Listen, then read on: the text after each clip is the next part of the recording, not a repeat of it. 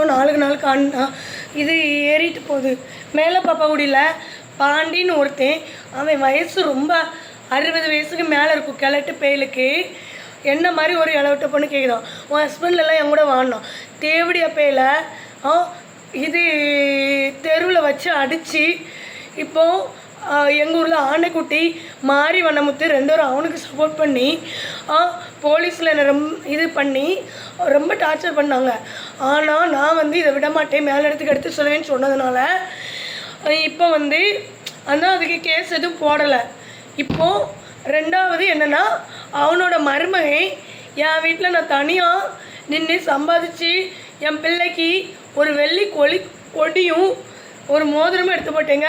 அது அந்த நாய் களவாண்டுட்டு போயிட்டான். அவன் பேர் நடராஜன், கோமா நடராஜன். பாப்பாக்குடி பக்கத்தில் கிராமத்தை சேர்ந்தவன்.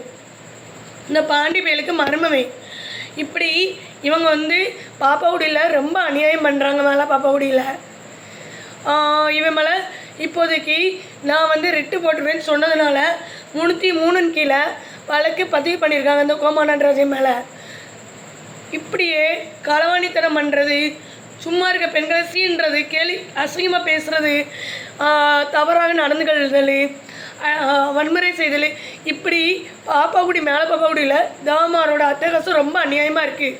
ஸோ தயவுசெய்து இதை பார்க்குறவங்க எங்களுக்கு கொஞ்சம் சப்போர்ட் பண்ணுங்கள் ப்ளீஸ். உங்கள் அனைவரையும் கையெடுத்து கும்பிட்டுக்கிடுதேன். இதை பார்க்குற நாடார்ஸும் சரி, மற்ற கஷ்டக்காரங்களையும் சரி, எனக்கு ஹெல்ப் பண்ணுங்கள். ஏன்னா